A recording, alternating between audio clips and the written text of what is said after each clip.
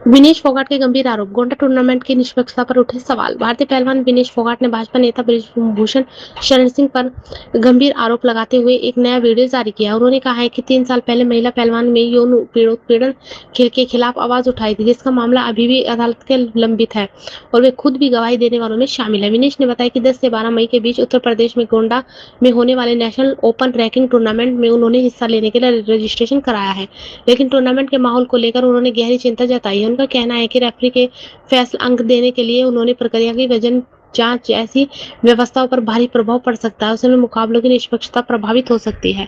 विनेश ने खेल संस्था और प्रशासन की निष्क्रियता पर भी सवाल उठाए हैं और सरकार की खिलाड़ियों को सुरक्षित और पारदर्शी माहौल देने की मांग की है। उन्होंने साफ कहा है कि उन्हें किसी विशेष सुविधा की जरूरत नहीं, बल्कि सिर्फ निष्पक्ष खेल चाहिए ताकि खिलाड़ियों का विश्वास और खेल की गरिमा बनी रहे।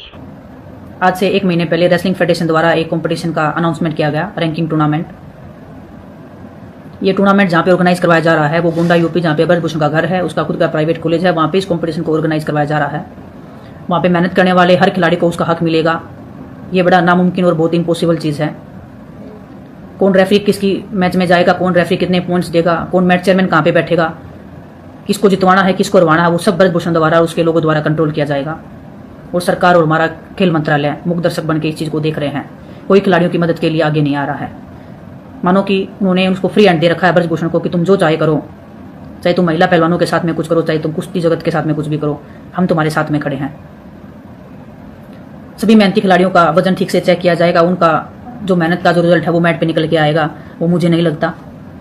आज से 3 साल पहले हमने सेक्सुअल हरासमेंट के खिलाफ भी आवाज़ उठाई थी, उससे रिलेटेड कोर्ट में केस पेंडिंग है। 6 महिला खिलाड़ियों ने कंप्लेंट्स दी थी, उसके आधार पर आज भी कोर्ट में गवाहियां चल रही हैं।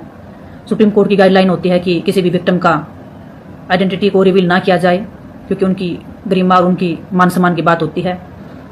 लेकिन आज कुछ मजबूरियां ऐसी है कि मैं आप सबको बताना चाहती हूँ। मैं अभी नहीं बोलना चाहती थी कि कोर्ट में केस पेंडिंग है, देश के सामने सब सच्चाई आ जाएगी, लेकिन मैं बताना चाहती हूँ कि मैं उन 6 में से एक विक्टिम मैं खुद हूँ जिसने कंप्लेंट दी थी और हमारी गवाहियां भी चल रही हैं।